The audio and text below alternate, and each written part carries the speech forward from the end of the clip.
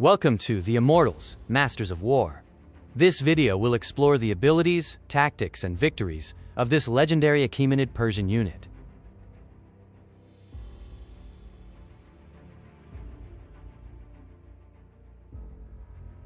Meet the Immortals, or in Greek, Athanator, the legendary core of the Achaemenid Persian army. The Immortals are widely considered the military special forces of the ancient world. They represent the first foundation of specialized military units in history. They were the king's personal guard, the shock troops, and the standard bearers of the world's first great empire. The Immortals were recognized as the premier elite fighting force of their time, combining heavy infantry with powerful archers. The weapons in the movie were exaggerated for drama, but the real history is just as fascinating. Drop a comment if you've seen the movie 300, and yes, we'll talk about that later. The masks? There's no archaeological or textual evidence that they wore heavy metallic face masks. Think special forces are a modern invention? Think again. Forget the plain uniforms of other ancient armies. The Immortals were notorious for their eye-catching appearance, blending luxury with lethality. Their foundation was built upon elite education. Early selection began between the ages of 5 and 15, focused on physical conditioning and obedience. The Panoply of Power describes their equipment. They used lightweight wicker shields, the Sagari's battle axe, composite bows, and iron-scale armor. This combination of offensive and defensive gear equipped them for archery and brutal close-quarters combat. Advanced combat training included hunting dangerous animals to simulate battle stress, and forced marches for legendary endurance. Active service began at age 20, lasting until age 50. The Immortals relied on their wicker shield, the Sagari's battle axe or short sword, composite bows, and even fish-scale iron armor for protection. Their training focused on riding, archery, and honesty, service distinct from conscripted soldiers. Their combined arm strength began in phase 1, darkening sky, massive, coordinated archery power, demoralizing and thin ranks to the physical contact. Phase 2 was the shock troops. That arrow volley of Immortals used short speed, weighted counterbalances to strike out. Their discipline allowed them to crash into enemy lines without reformation. The ability was self-sufficiency. Unlike regular troops, the Immortals traveled with their own dedicated supply chain, arriving at the battlefield rested, fed, and fight. Their silent, disciplined advance was a form of psychological warfare. The sight of them approaching slowly in silence was terrifying for those accustomed to battle.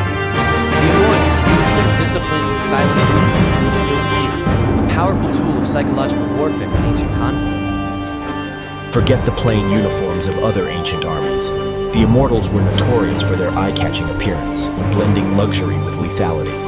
Now, we will explore 3 key moments of victory where the Immortals decisively changed history.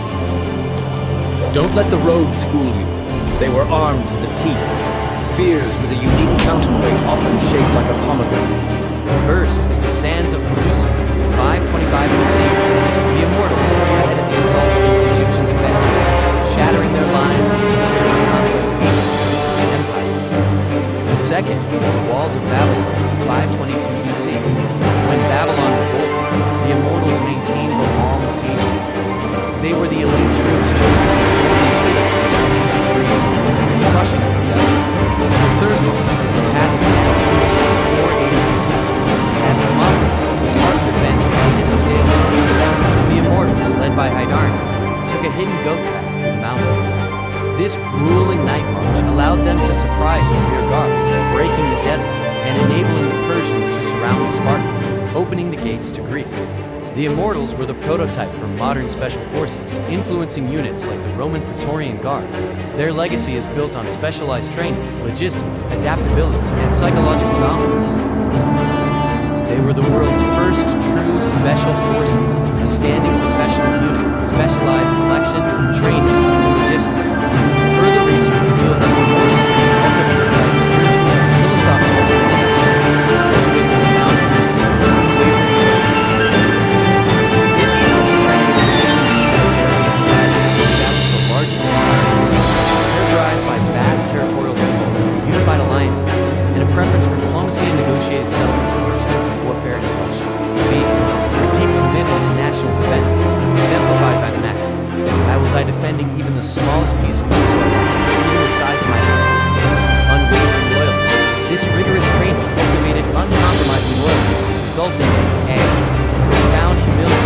unwavering devotion to the United States. The Immortals exemplified dedication to the defense of their homeland. The cultural sentiment, often expressed as, "I sacrifice my children and family for the glory of my land and nation," is cited by historians as a foundational element of the Persian mentality. The foundational Persian mentality, prioritizing sacrifice for the nation, allowed kings like Cyrus and Darius to build history's largest empire, often favoring diplomacy over extended warfare. Most conflicts were initiated by rivals, who either encroached on Persian territory or betrayed alliances out of ambition. The initial Persian approach in these confrontations was consistently an offer to negotiate to prevent destruction. Our research revealed a compelling and currently relevant phenomenon concerning the relationship between corporate arms and high-ranking generals. The foundational Persian mentality, prioritizing sacrifice for the nation, allowed kings like Cyrus and Darius to build history's largest empire, often favoring diplomacy over extended warfare. This ethos supported vast territorial control, a unified violence and embracing death and battle. Achieving this duty, this to defend the life of the nation for one died. The Immortals remain an important symbol of military excellence and discipline. Profound humility and unwavering national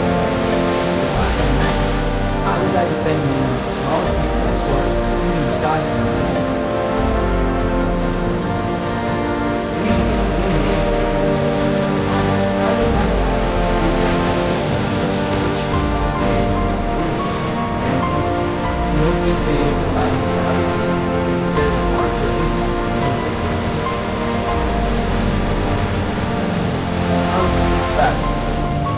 Thank you for watching Fodanegadar. Drop a comment if you've seen the movie 300, and yes, we'll talk about that later.